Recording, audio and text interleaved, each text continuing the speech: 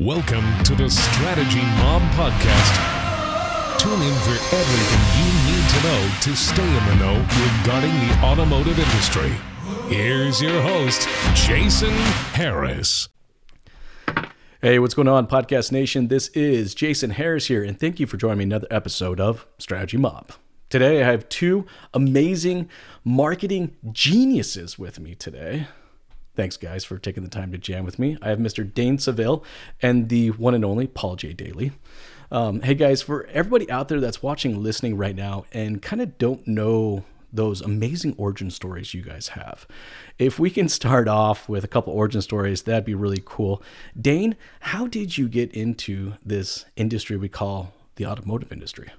Mine was actually a lot more indirect and meandering. I don't know how I actually landed in this industry. High school English teacher, Department of Defense communications specialist, advertising executive. Then I got into 33 store group in Raleigh, North Carolina. Worked in their marketing department with our CEO, Dave Sponicky, who's the CEO of Reunion Marketing. He was our marketing director. Had my tenure there. Went to another ad agency working with automotive retail, and then helped form Reunion Marketing. So, and then a little bit of a smattering of professional wrestling here and there, but sort of unrelated to the discussion. But yeah, I love how you just kind of throw that in there. Like, oh, by the way, just for anybody that's listening, I did this. I was a school teacher and I did some professional wrestling. Like, that's very nonchalant. Thanks for doing that. Didn't know. So you did the professional wrestling. Then how do you get into automotive? What was that? So that was with that transition when I got out of the DOD, was with that 33 store group in Raleigh, North Carolina. So 5 of the 7 co-owners of Reunion Marketing, we all worked together at that 33 store group. I had about between varying degrees of 5 to 10 years working together at that group before some of us parted ways and then reunited again for Reunion Marketing. And that's sort of where that name comes from. So you got bit by the bug. Now you're in it. Now I'm in it. That's how the industry works, man. It's straight up mafia. You get sucked in and you're stuck. Right? Paul, you got sucked into this. Let's talk a little bit about your origin story, man. How did you get into the automotive industry? Yeah, sure. So thanks for having me, first of all. When I got out of I moved to Syracuse, upstate New York, born and bred in Philadelphia, Pennsylvania, best city in the country, or maybe the world. And so I ended up going into a dealership because I needed a job. I'd never been in a dealership my entire life. My family always bought, $200 Volkswagens off the side of the road.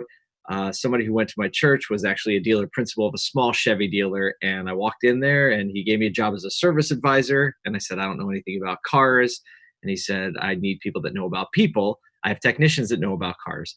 So that was my first stint in the dealership. I had no idea how it worked. And so I learned and did a very long stint in the service department, probably 4 months before I saw somebody pushing dents out of a used car. And I said, well, that looks interesting. And I wanted to start my own business. I honestly don't even know why that got into me, but I wanted more flexibility and I wanted actually something I could use to serve the church and not take a paycheck. So I had a friend who was repairing wheels in Maryland, and I went and saw what he was doing. I said, I think I can do that. And the dealer principal said, you know what? I think you'll do a great job at that. He got me a $400 van off the wholesale line, a Chevy Astro, and I just started making mistakes. So from 2003 until 2018, I built an automotive reconditioning company that serviced about 150 dealers and dealer groups across the Northeast. Meanwhile, I started learning about the industry so that I can help dealers with their overarching problems. The reconditioning company was acquired in 2018, and the creative agency I had been incubating within that company then became my main gig. And ever since then, I just like hanging around dealers. The car industry, I think it's one of the best industries in the world, and it's full of some of the very, very best people in the world. It's the very best people and the most interesting people in the world, right? Like, I mean, seriously, you go to these conferences, like, I consider us to be the island of misfit toys. Yep. Like, there's a little bit of everything, right? Hey guys, I want to kick off our conversation today of just kind of asking you, during everything that's going on, let's kind of create a kind of a baseline of what a current norm, looks like for you guys from being a marketing agency. And then I'd like to kind of progress the conversation into kind of how you guys see the new norm is going to develop and how that's going to change the way that we market and assist dealerships in their marketing efforts. Dane, I'm going to start with you, man. What's the current norm for you? Yeah, it's really, it actually directly aligns with you. We were just talking about a few minutes ago. You talked about process first, and that really is. It's about considering the safety measures being taken to, we always talk about in digital marketing and with reunion marketing. We always talk about be found where demand exists, align your content with consumer intent. You got to align your content with consumer needs and consumer concerns as well. And I think that's a lesson to be taken away from as well. Is that the big messaging that we're putting out there is, do you have at-home test drives? To what degree do you do digital retailing? What are the safety measures that your technicians are taking, your salespeople are taking? What processes do you have in the dealership to help ensure that your consumers are taken care of and their well-being being a first priority? That's awesome.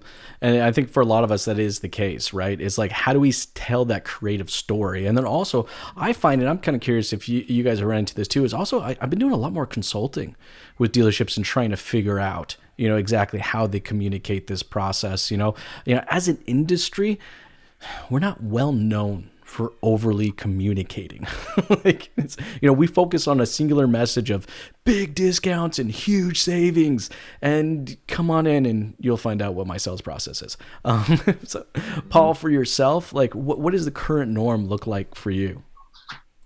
The current norm really just looks like constant, breakfast cereal of change. Every day, it's funny, even like making any content or putting out content or making decisions at dealerships for what we're going to make and release, the time frame in which you have to make and release is sped up exponentially. 3 weeks ago, you can make a really heartfelt "we're in this together" video and people will be like, "Oh, that's really nice." 2 weeks ago, you could make a heartfelt "we're in this together" video and people will be like, "Okay." If you make one and release it this week, everyone's going to be like, "Yeah, right, we are next." So I think that staying in front of that is really what we've been trying to do every day. Like, just what is the situation now, and we have to make content and messaging for now, and now it used to mean like this year, this quarter, maybe seasonally, but now it's like this week. And so that really is kind of been our approach and our just recalibration internally. That's just like, hey, every process that we had to make something and concept it and storyboard it and write it and vet it, edit it, release it and all that stuff. Like, we have to throw that process, unfortunately, or maybe fortunately, I don't know. We have to reinvent it completely and be ready to just fire for, like what you were just saying, Dane, like what are the needs and concerns of the consumer? Now, I have a question for you guys real quick, because I find it, for me right now, at least up here where I'm at in Canada, close to Toronto, it's kind of a 50-50 split between dealerships that have just full-fledged shut down any marketing efforts of any kind, and then then others that are just running, let's say, really minimal, marketing efforts, and almost like they have like no expectation. Like, I feel like dealerships right now are like, okay, yeah, I'll run a little bit of this. And they seem so, I don't know, deflated. There's just nothing there. They just don't seem like there's a lot of opportunity. And it's like, okay, well, I guess I should put something out there. How is it for you guys where you are right now? Are dealerships actively in market with messaging, or are they sticking their heads in the sand? Dane, I'll start with you. For the most part, they're sticking to it. We're doing what we can financially to help dealers out. I sort of, being like the face of Reunion, I kind of insulate myself from the financials, so I can't speak to exactly everything that we're doing, and I never want to be involved in that. But I know we're doing what we can for dealers. But fortunately, the vast majority have understood that what we offer with SEO, social media, like that's a long-term game. Like, you just don't turn on and off SEO. You can technically turn on and off your paid search, but then you lose ground. You think about, your third-party sites are not just completely abandoning their paid search efforts. You're still seeing Auto Trader and Car Gurus showing up in those positions. So by and large, dealers, though, wanting to understand how to best allocate their investment, even during times of cutting it, by and large, they have continued to invest in that with that, what I feel like we've done a good job of communicating the why behind the strategy and the tactics, and then the why behind continuing to implement them. That's cool. Paul, for yourself, how is it with, the clients you're working with right now? Are they still pretty active? Have they kind of stepped back and just kind of paused efforts? What does that look like for you? Yeah, we've had a really wide range of responses. Some clients, every client has absolutely decimated their traditional spend. Any traditional spend that was left or there, that got brought to zero or very much near zero almost immediately, on all fronts. Now, as far as the level at which people are leaning in on their digital spend really varies. We've gone everywhere from 75% cuts to an increase. So it's we've actually signed several new clients during the course of the pandemic because, as you know, like our agency takes a brand first approach where we try to preach brand, build brand first before we release content. We've definitely come up with an abridged version of that so we can get to market faster. But what we've definitely seen is, I would say on average, there's definitely a hesitancy, just because it's hard to capitalize on it right now. But a lot of our clients already understand the value, very similar to what Dane just said, is that, the strategies and the angle that Reunion takes are really holistic long-term strategies, just like any good financial investment advisor will tell you. And if you have a good financial advisor, you've already been trained for this time, right? That you're not freaking out. You understand that when things take a dip is like a great time to lean in and continue with your strategy because this is where the market share is to be had.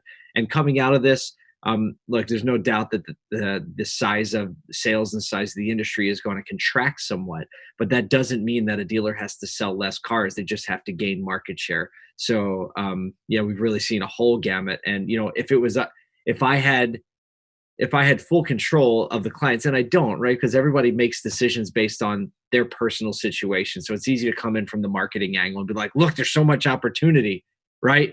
If your dollar's going to go a lot further, you make more of an impact. And when we come out of this, you'll be positioned much better. But dealers have to fight such a variety of not only like practical issues, like I'm not open, I'm closed. Look, my budget is getting destroyed. I'm operating at 10% of my revenue projection. Or let's not forget the emotional impact of like, I have to furlough people that I really care about. Right? Everybody has a different crisis personality. So it's easy from a marketing, to come in and pontificate on why you should start spending or keep spending. But trying to be sensitive to all of that and, take it all the way back and answer your original question, just a complete variety from dealers who are spending fresh money to start building a brand and start executing to a strategy, and dealers who had a really great one going and have said, like, we're closed, we're scaling way back. Yeah, we've also seen, just to kind of piggyback off of Paul there, we've also seen it depends on what the governor was doing, what the state had decided. I mean, think New York sales were not an essential service as of 3 weeks ago. Yep. So it's varying degrees of, and even people that had to reduce or cancel services, they understand that when they can come back, they will. And I'm sure Paul has experienced a lot of the same sort of feedback. Mm-hmm. So it also that variance of, what does the state government, what have they deemed as essential services, and sort of what other parameters or restrictions were placed upon them. So for sure, definitely a very Pennsylvania just opened for sales and essential service just a couple days ago. Yeah, and right today is yeah. No, I think what it is for a lot of us is we're just trying to figure this out, and things are changing.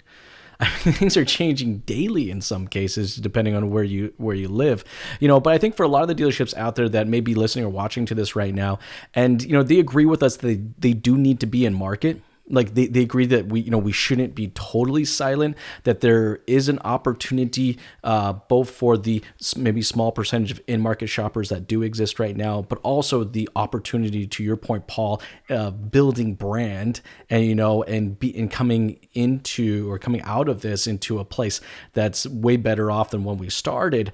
I think a lot of dealerships out there are going, well, like, what do I put out there? Like what message? Like, how should I communicate this? And, at what frequency and what cost? So maybe let's do this. I'll start with you, Dane. All right. For a dealership out there, that's in that boat, they're 30-40% down in revenue, but they're still doing stuff. Like, they are still selling cars, they are still servicing cars. And they're like, yeah, I need to be back in market with some messaging. All right. What would you recommend that they go to market right now with a message? What message would that look like? I mean, the message is be, we're still in business. We're still here. I mean, I think a lot of people are uncertain in terms of even, really, I mean, if you think about it, even whenever the governor gives a message, that none of it really truly receives the message, right? And then, of course, there's so many conflicting messages on social media. I mean, just think of all the different debunked things happening that people share and hear without really investigating. So I think it's a matter of being at the forefront of understanding, and I've seen a lot of dealers, especially in Pennsylvania, advocating on behalf for dealerships with their governor.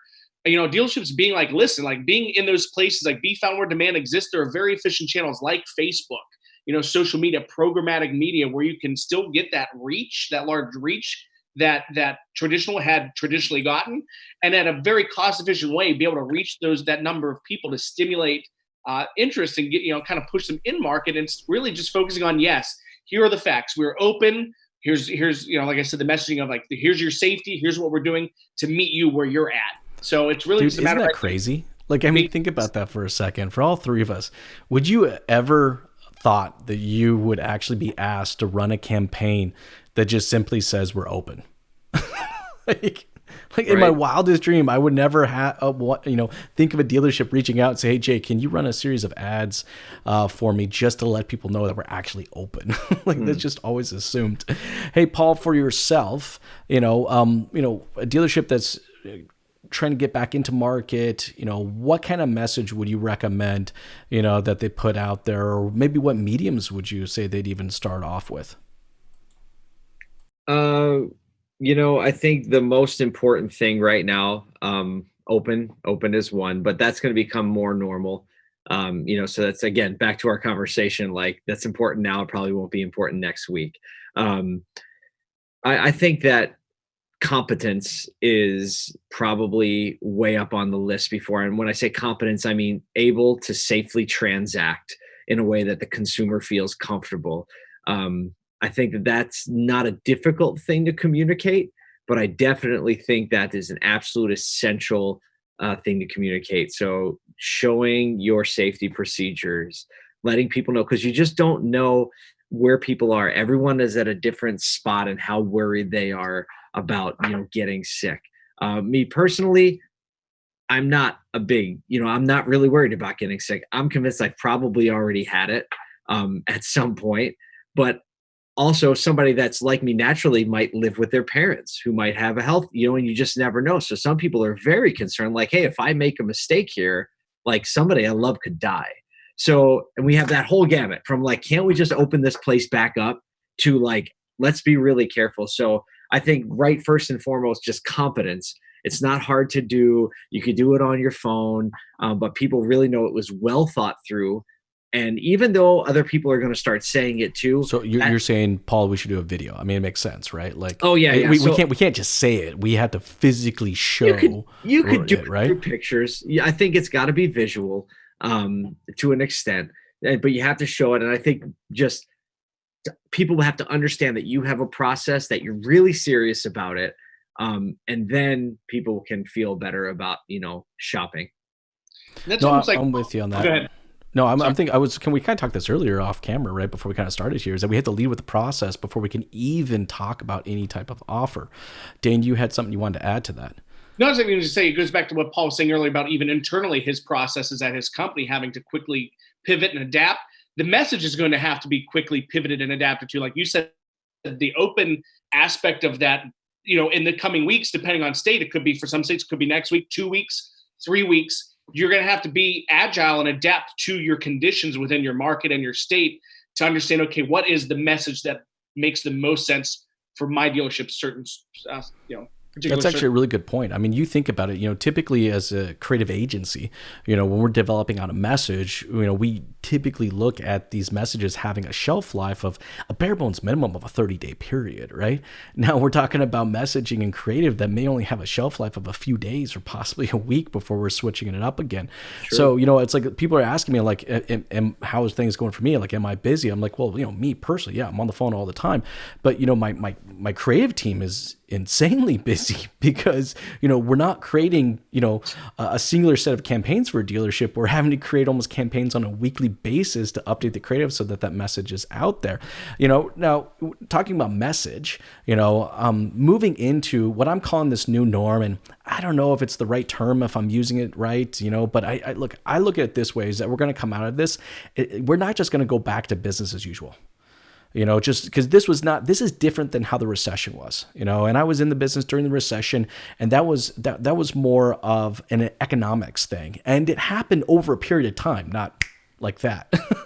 This is more of a social impact of how we actually engage with others and how we're choosing to engage with businesses, which is fundamentally just an entirely different process, an entirely different message than we've ever crafted in the past. So I want to hear you guys' thoughts as far as marketing message, all right, coming out of this. How do you see this new norm is going to be for the marketing side of our business? Dane, I'll start with you. Yeah, I think it'll be a large push on what degree they can perform digital retailing. I think by and large, a lot of people are going to, there's still always going to be that human, my opinion is there'll always be that human element to dealerships. So I don't think it would ever be just completely like, an AI truck drops off your car and there's never a person you ever see or, get involved with. This is a people business, and that's just my opinion. People can agree, disagree, but I think the degree to which that you can convenience the consumer, the at-home test drives, getting through, different paperwork or pieces or elements of it that normally keep people in the dealership for 5 hours. I just recently bought a car 3 weeks ago, and I got there at noon and I didn't leave until 8 p.m. Oh, now I'm not saying that's the norm. I'm not saying, to be clear, that's not the norm, but it was just insanity. And part of that was because I think they weren't prepared, because that's whenever there was the uncertainty of if North Carolina was going to be locked down, uncertainty of staff. There was just a lot of things they were dealing with. Doesn't excuse that much time. And Dane introduced himself to every single person in I that literally dealership. met about everyone in the dealership, including the tech that cleaned the car right before they brought it back out. I met everybody. I was just everywhere. So that's outside of the norm. But I think there will be a matter of, there's going to be a lot more push towards different aspects to make the path to purchase available online and reduce the amount of time that they either have to be in your dealership, even at all, if the paperwork even gets, any paperwork needs to be signed at the home. I just think, again, be found where demand exists. If the demand's at home, then you take the car to the home. No, for yourself, Paul, how do you kind of see, that marketing message? Look, at some point in time, our governments are going to say that we can pop our head out of our caves, and that we can start exploring, and we can go out and do some stuff, and it's not going to be like a light switch turn on. At least I don't think it will be, Right. But they're definitely the message that we put into market at that time is going to be, I think, considerably different than what we've ever have in the past. How do you kind of see that playing out? I think that it's going to roll out in phases, like you said. Like the faucet was closed, and now it's being opened a little bit at a time. In commerce, and then it's going to be socially, and no one has any idea what that's actually going to look like. So I think the first phase is going to be like we were talking about. We're open, we're safe. Now we can transact in a way that is favorable to you, whatever that is. And obviously digital retailing and following the path of purchase, the more you can do online reduces the friction in that, when being together is a major, exaggerated point of friction right now. So I think that's just going to play its way out.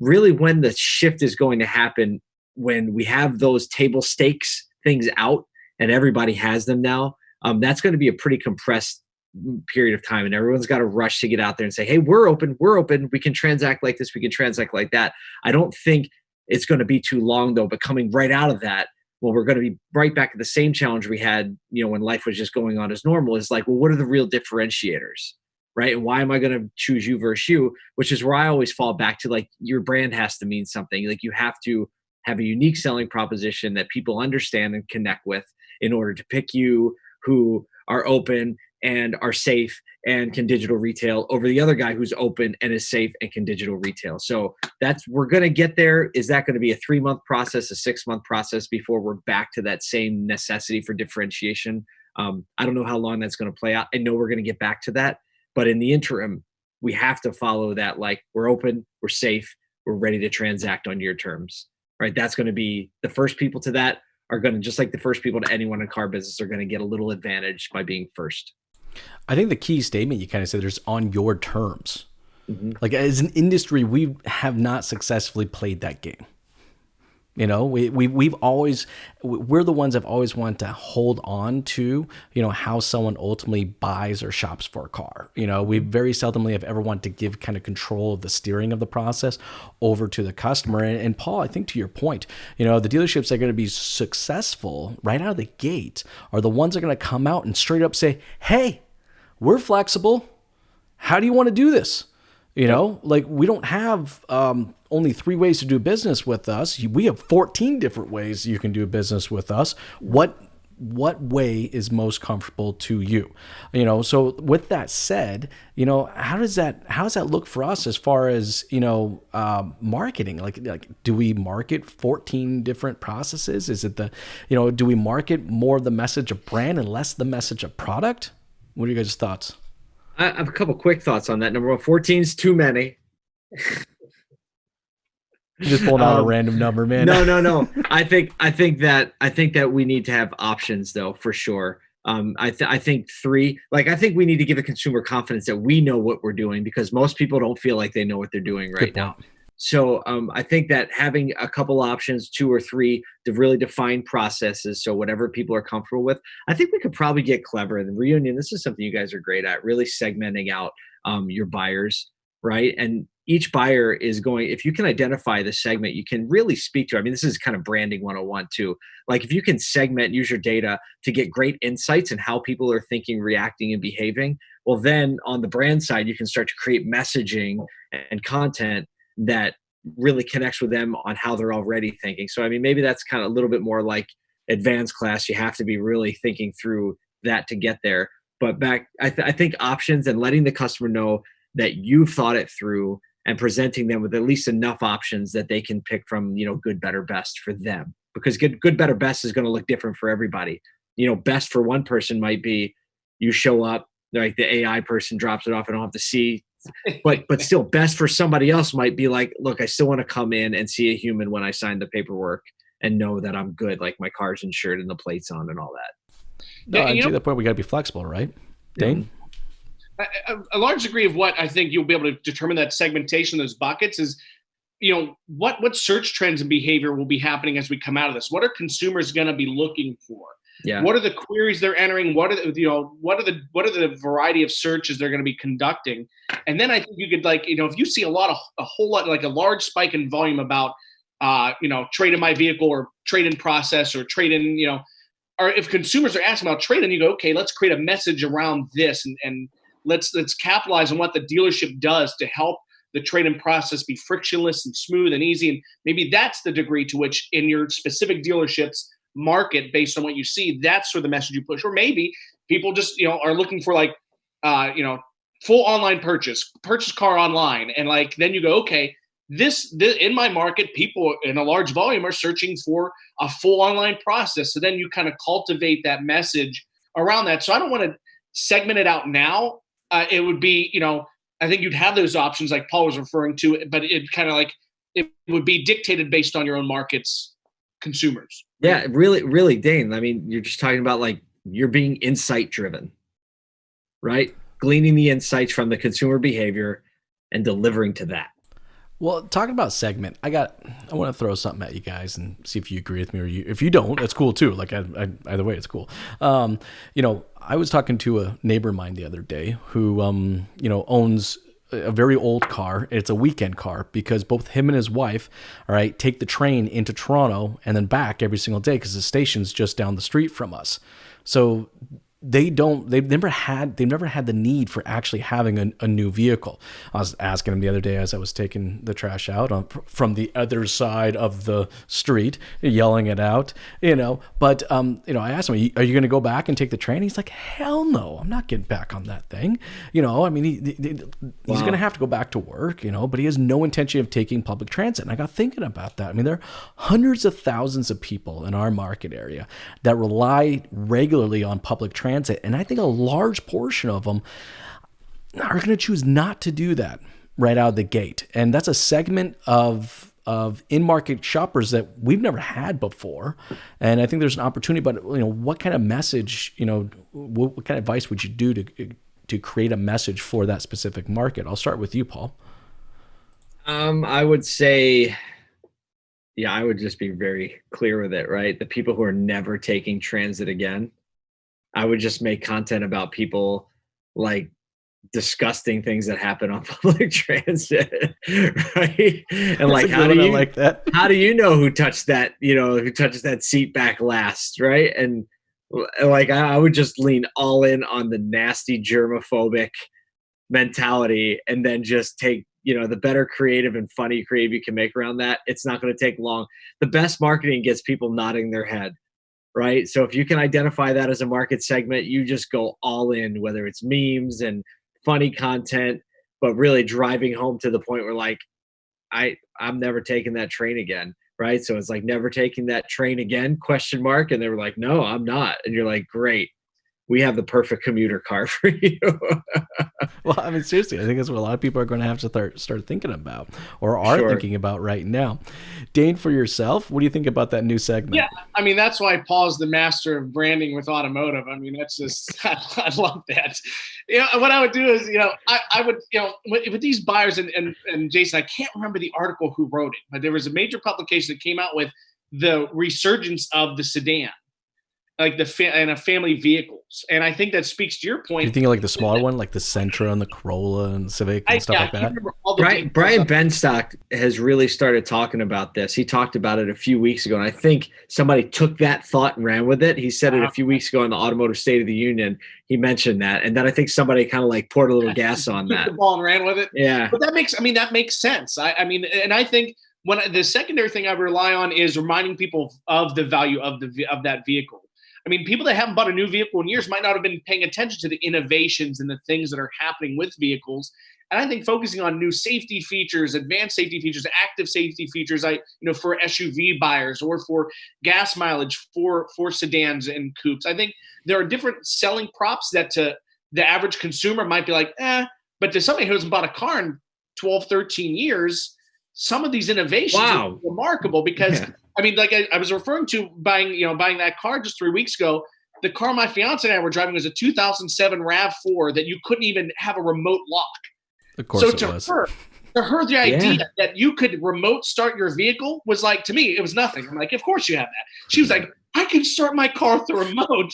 I was like, with the fob, I was like, yes, you can. But that's because, I mean, she's had a 2007 RAV4 since 2007 and nothing. Yeah. No, seriously, man. I think there's a lot of people out there that are going to be in that exact same boat. Hey, guys, I know we're getting towards the tail end of our conversation today, and I know from a marketing perspective and a branding perspective, we could probably go at this all day long. But, before we kind of end our conversation, I get to ask one of my favorite questions. And I can see Dane's eyes opening up because he knows what's coming. And I think I can Photoshop a wrestling costume on him. I think I'm going to try to do that. Nacho Libre. Yes. Luchador. All the way, Luchador. That's exactly what it should be. Hey, Dane, I get to ask you my favorite question of the day. What is pissing Dane Saville off? As a person, politics invading LinkedIn. I go to LinkedIn to not have to see politics. Leave that shit on Facebook. Like, please, for the love of God. That's what's pissing Dane Saville off. That's a good one, actually. That's really good. All right, Mr. Paul J. Daly. I don't know.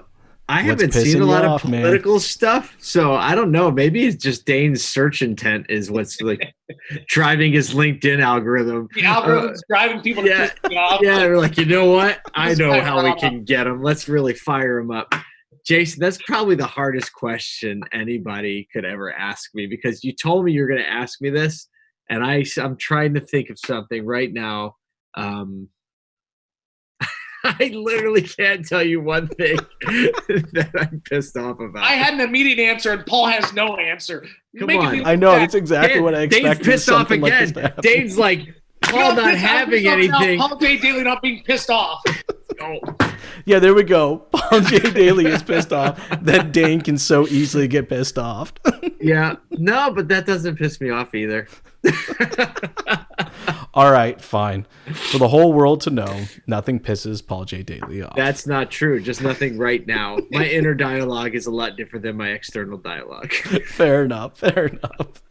Hey guys, for everybody out there that's watching and listening right now and would love to connect with you two fine gentlemen, all right, what is the best way to do so? Dane, I'll start with you. Of course, on LinkedIn, just don't bring the politics to that. No, but LinkedIn, Reunion Marketing, like Reunite, reunionmarketing.com. Dane, D-A-N-E, at reunionmarketing.com is my email. So reach out through any of those mediums. Awesome. Hey, Paul, for yourself, what is the best way to connect with you, sir? I would just say go to my website. It's pauljdaly, DALY.com, pauljdaly.com. That has linked to all my social profiles. And I put out a weekly podcast called Clarity Compressed on Spotify, iTunes, wherever. And that's kind of my best effort every week, the Clarity Compressed podcast. It's a great podcast. Everyone who's listening, it's actually a mandate. If you listen to me, you have to go subscribe to that. Thank you. Hey guys, thank you so much for taking the time to jam with me today. This has been a lot of fun. Thank you, Jason. You guys have a good one. I'll see you. Gonna go find something to get pissed off about. Good, go do that. I gotta go cool off now.